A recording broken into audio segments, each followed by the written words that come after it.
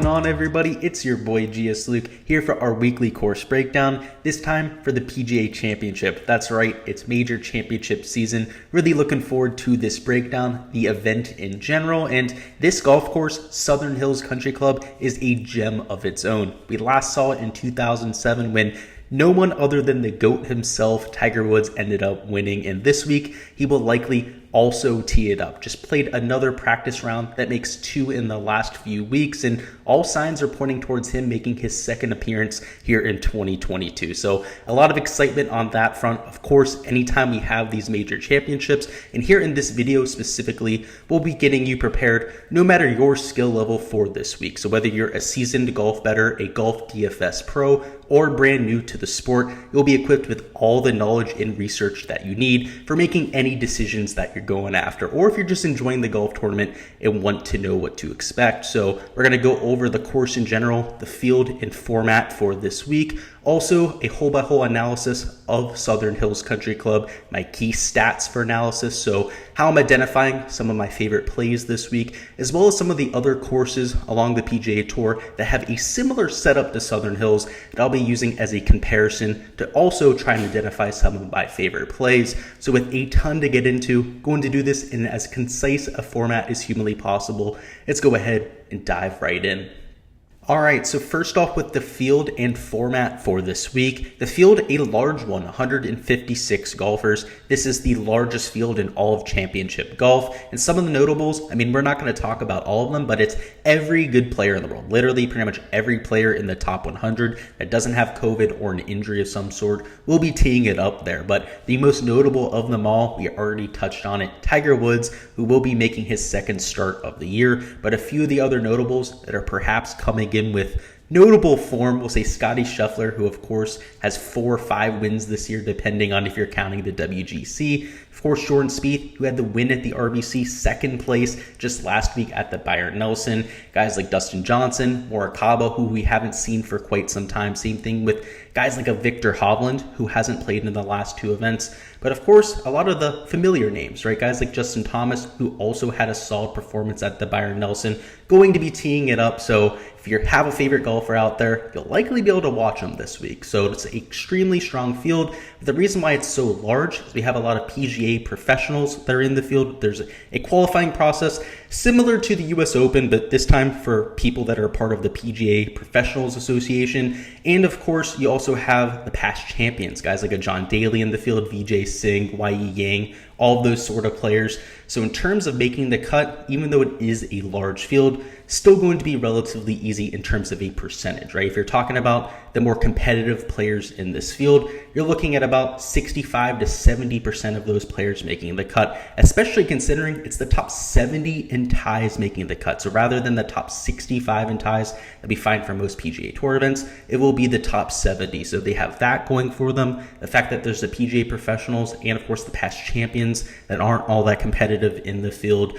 So in terms of a 6 of 6 percentage on DFS, I'd expect it to be a little bit higher than usual this time around. The historical cut line, now we only saw this in 2007. That's the last time the PGA Championship was played here. It was +5. So anyone +5 or better ended up making the weekend, which shows you really the teeth of this golf course. We're going to talk about it in full detail here in a second, but it is among the more difficult that you'll find for the PGA Championship. Last year's champion was Phil Mickelson, who of course won at Kiawah Island. So we're not really going to compare the cut line there, the winning score, or anything like that, because it is a completely different venue, both from the visual standpoint. Of course, Kiawah Island, a coastal course, and then Tulsa, Oklahoma here with Southern Hills in the heartland of the country. So not really much of a comparison that could be made there. But one thing to note about the PGA Championship in general, as now we transition into the course aspect of it, is that they like courses that are first off difficult. They want a cut line over par, probably a single digit winner in terms of your actual winning score.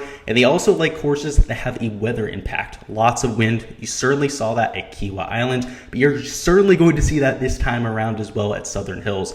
It's in Tulsa, Oklahoma. You always hear about the prevailing winds, the crosswinds that you get pretty much anywhere in the state of Oklahoma. I mean, all the players that come out of Stillwater there with Oklahoma State are among the best wind players on tour. So I would expect that to be a huge factor this week. This is a Perry Maxwell design. It's just outside of Tulsa, as I mentioned. It was redesigned by Gil Hans just recently to get it ready for tournament play. It's been used as the NCAA Championship course for a few years. Notably, when Victor Hovland ended up winning his NCAA Championship, it was at this course.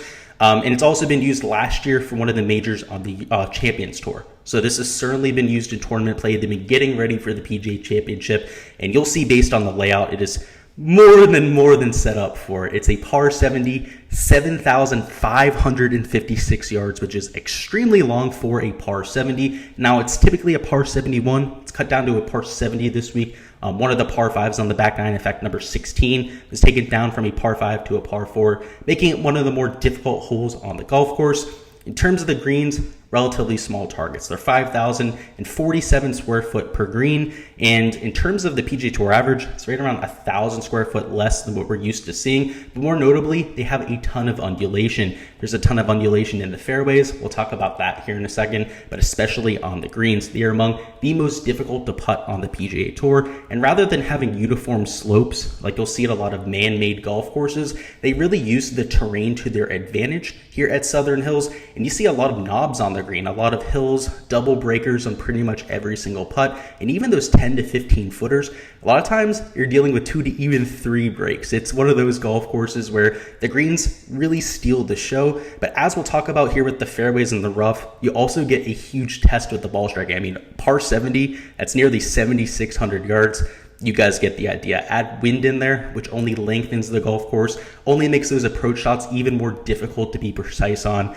You're talking about a golf course where the winning score could be over par. Now, I'm not expecting that. I would still expect it to be maybe in that 5 to 10 under par range, but it's possible if the wind gets really hairy out there. The greens are a pure distinction bent grass, so just a pure bent grass surface. And in terms of the green speed, it has not been provided, but we can expect it to be in that 12 to 13 range on the stint meter. They are expected to get some rain here on Tuesday, which will make them a little bit slower. So perhaps that's why they're waiting on the stint meter reading. They don't want to give something that's inaccurate. But as the week goes on, it's expected to be completely dry after Tuesday. We'd expect it to get firmer and, of course, faster as the week goes on as well. The fairways are about tour average in size. Also, a metric was not given for their average width. But in terms of, there's a huge diversity, I would say. There's a few holes that are extremely tight off the tee where you're talking about maybe a 20 to 25 yard wide landing area. And then some holes where it's about 70 to 80 yards wide, where depending on how far you want to push it down the fairway,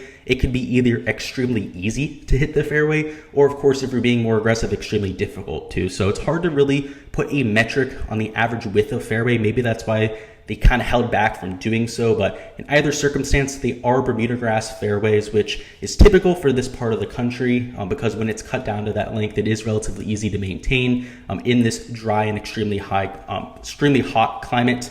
The rough is 2 1/4 inch long, so not quite as long as you typically see. It is a Astro Bermuda grass with a fescue mix there. So some of the longer areas will be that fescue grass, but the majority of the rough will be Bermuda grass, which is the most difficult surface to hit out of. It's the most sticky. It's the most unpredictable, where you get those flyer lies, and of course the lies where it just kind of just comes out of there a little bit flat, right? Doesn't come out of there very well. So you're going to see that effect this week. So if you're not hitting these fairways, it is going to be difficult to hit to these greens, particularly when you see the shot distribution. It's going to be a ton of shots over 200 yards into these greens, especially if you're being a little bit more conservative off the tee. So making sure you're in the fairways is going to be of the utmost importance. In terms of elevation change, there are some tee boxes where you do see significant elevation change, most notably on hole number 1, where it's about 40 yards from the tee box down to the fairway. But outside of the man-made differences, there's not a ton of elevation change. It's,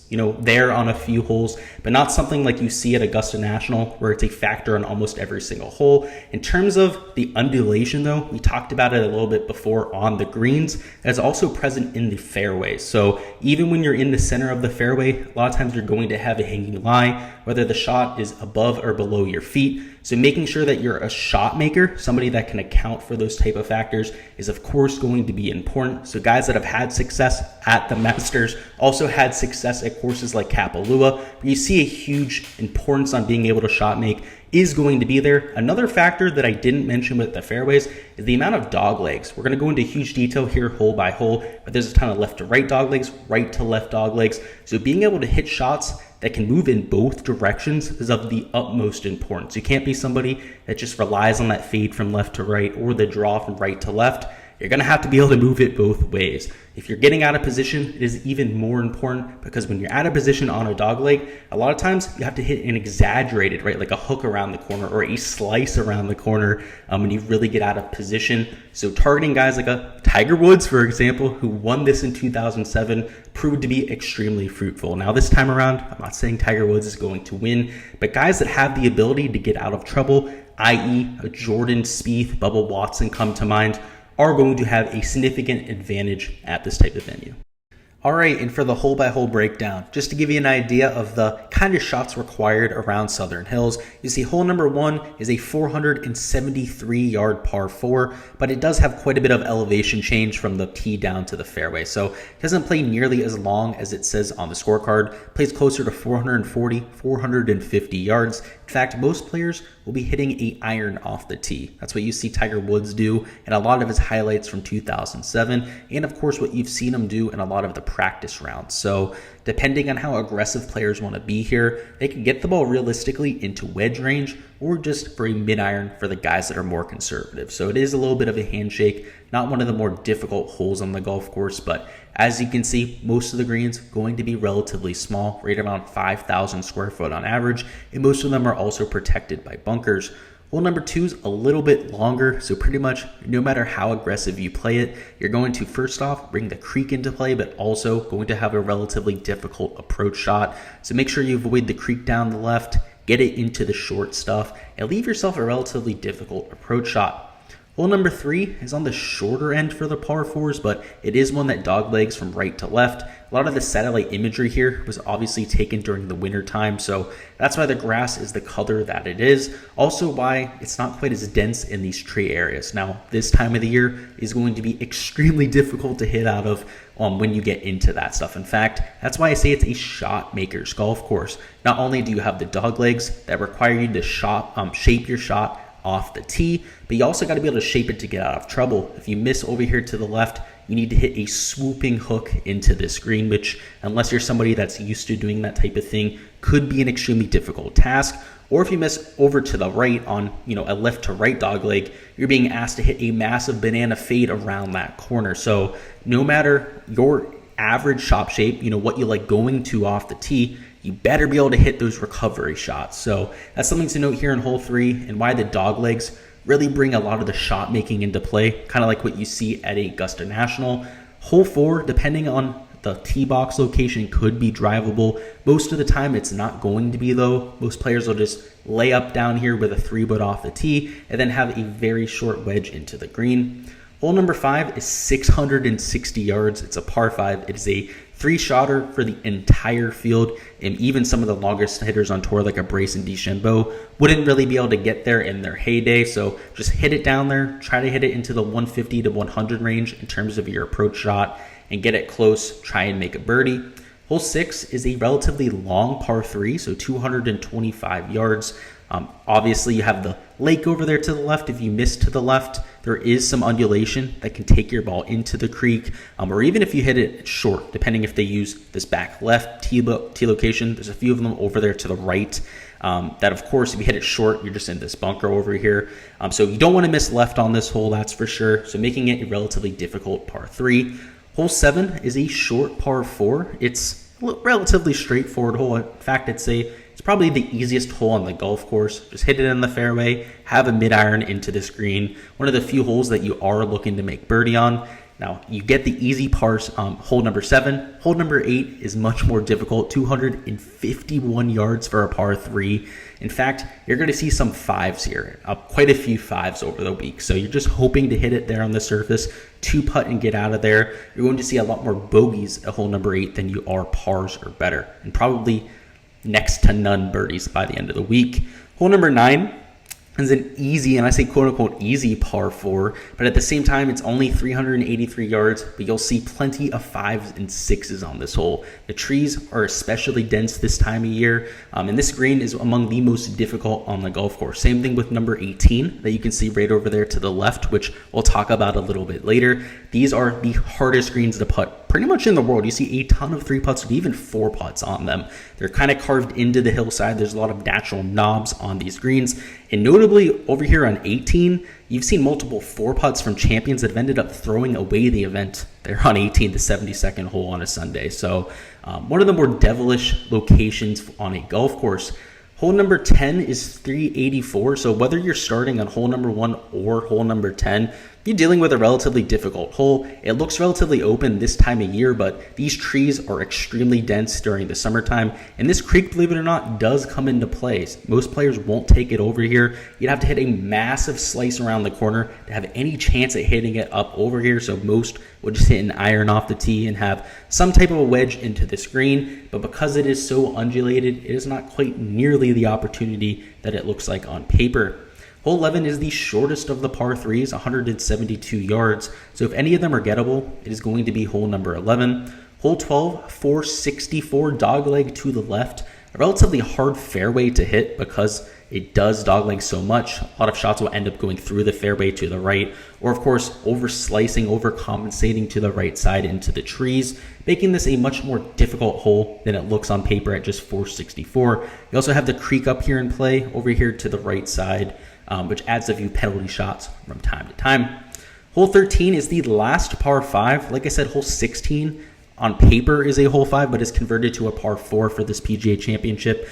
This is a 600-yard par 5, though, so not going to be reachable by most of the field. You might see DJ, you might see Bryson get it close to this green, but depending on wind direction, it might be impossible. So you'll have to see there's 2 retention lakes in front of the green, which add even more risk if you decide to go for it and end up short. But for a majority of the field that just decides to lay up, this is a potential birdie hole. So something along with the par 5 on the front 9 you're looking to take advantage of. Hole 14 is 222, a par 3. You can see these par 3s are absolutely monstrous. Unless they play it from a further up tee box, you're looking at this being a par hole at the very best.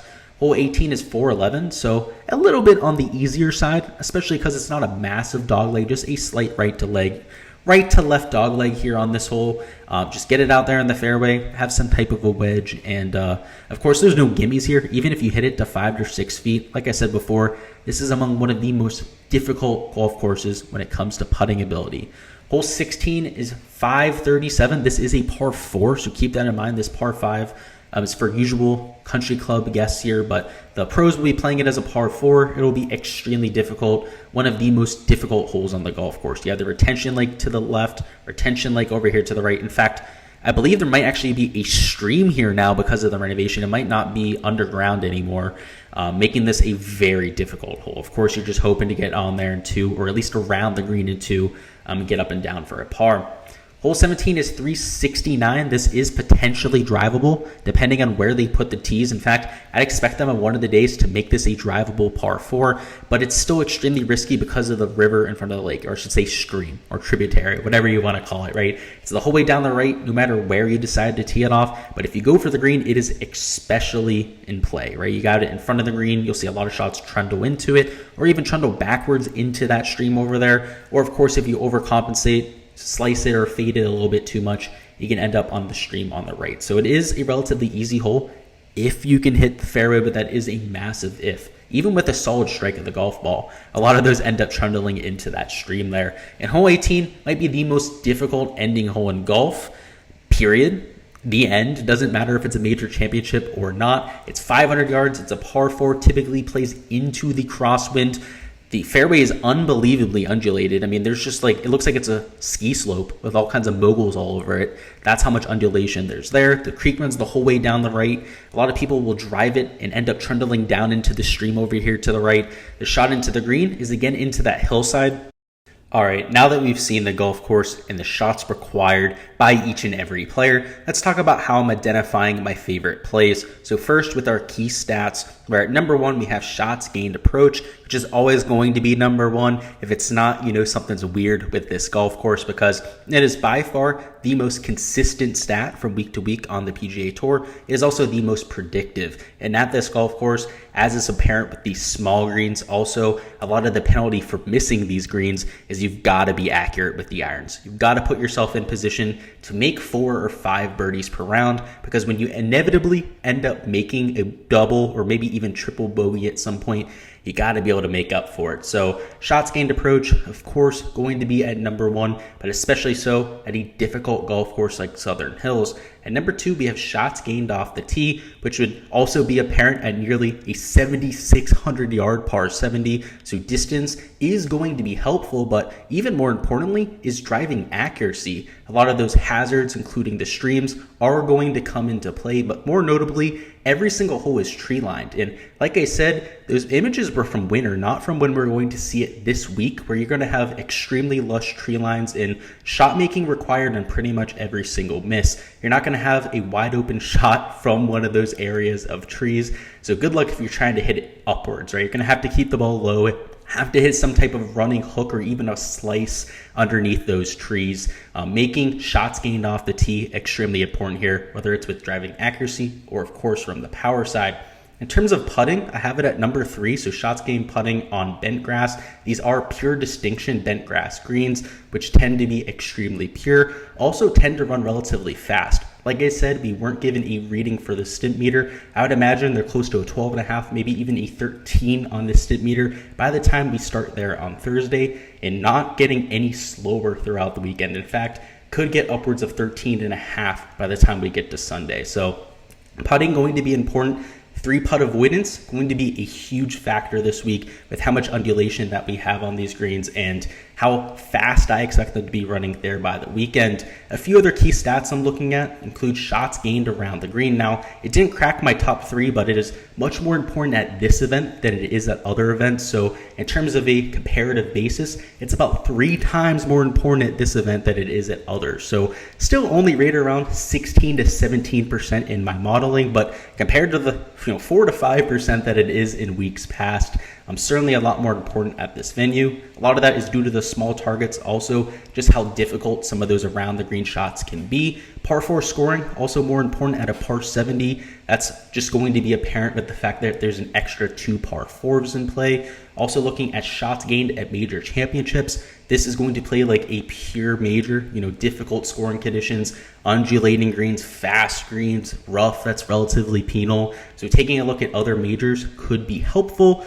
Recent form is always important, and also hunkering down a little bit extra on driving accuracy. So not driving distance. The one extra factor I'm adding is accuracy, because as the weekend moves on, that rough gets gnarlier and gnarlier. I think you're going to see a premium on just playing strategic golf, right? Not really bludgeoning it to death with, bomb and gouge type of strategies like a Bryson DeChambeau. The more calm, calculated, perhaps like a Tiger Woods, is going to have success at this type of venue. So it is something that I'm adding into my modeling, even though it's not all that significant. And now for the comp courses. At number 1, we have Muirfield Village, another extremely difficult golf course, obviously. Jack's tournament for Jack Nicklaus, and it's got gnarly rough, Bermuda grass rough like we also have here at this golf course. It's more positional than it is a power golf course, and the greens are almost eerily similar. I mean, you're talking about greens carved into hillsides, a lot of knobs, little hills, plateaus in these greens that you have to deal with, and three putt percentage extremely high at Muirfield Village, along with just the putting percentages in general being down. So I like the kind of comparisons between the greens the most between the golf courses, but both are also extremely difficult ball striking tests. At number 2, we have Memorial Park Golf Course, who a lot of times I compare that to an Augusta National, but an even better comp might be Southern Hills, because from a visual perspective, almost eerily similar. One of them is a Texas golf course. For this week, we're over there in Oklahoma. It's relatively long golf course for its par. It's also a golf course with relatively penal rough. You also get that at Memorial Park, particularly the first year we were there. The rough was absolutely gnarly. And the greens, extremely undulating. You're talking about, huge hills in the middle of the green, kind of similar to Muirfield Village. So from the putting standpoint, I absolutely love these first 2 golf courses. especially even from the rough standpoint. I think they have a similar level of penalty out of all those surfaces. And lastly, Quail Hollow Club. And the greens at Quail Hollow, they have some undulation to them, maybe not as severe as a Muirfield Village or a Memorial Park, but from a ball striking perspective, it's just about the same test they're going to get this week. I mean, it's a long golf course, a ton of long irons in hand at Quail Hollow, and that's really the one thing we really hunker down on there. That's something we certainly have to do this week. I didn't mention it a ton with the shots gained approach buckets, but you're going to have a ton of shots from 175 to 200 and the 200 plus yard range. So, we would be remiss to not go ahead and try and hunker down on those categories because a majority of your approaches are going to be in that long spectrum. So much like a Quail Hollow where almost every shot is in that range, that's why I like it as a comp here. Now from the woodland perspective, you also have a ton of trees on almost every hole, so that certainly fits the build there. The one major difference I would say is it's got a little bit more elevation change, right? Quail Hollow's got a bunch of hills you have to deal with, whether it's going up or downwards. That would be the one thing that's different between the two venues. All right, that's all I've got for the course breakdown. Before you hop on out of here, go ahead and let me know down in the comments what you think ends up winning this week in terms of a score. For me, I'll go ahead and take -6 as mine, but I could see anything in the -10 to maybe even the +5 range, right? If we get some of that Oklahoma blustery weather that we see from time to time, would not surprise me to see this play extremely difficult, but go ahead and let me know down in the comments what you guys will be taking. As per usual, we'll have a full week of content for you guys, whether it's from the fantasy side, Draftkings DFS, prize picks, or of course, just from the betting side, we'll have a stream for that. Make sure to keep an eye out for all of that content. Make sure you're subscribed to the channel so you don't miss any of that when it drops. Also, if you haven't already dropped a like on the video, make sure you go ahead and do that. It helps me with growing the channel here. Also, make sure that I know that you actually enjoy this type of content. So make sure to do that if you haven't already as well. I appreciate all of the support here on the channel, guys. And until next time, best of luck with all of your outrights, any DFS lineups, or just have fun watching the event in general. And I'll see you guys next time.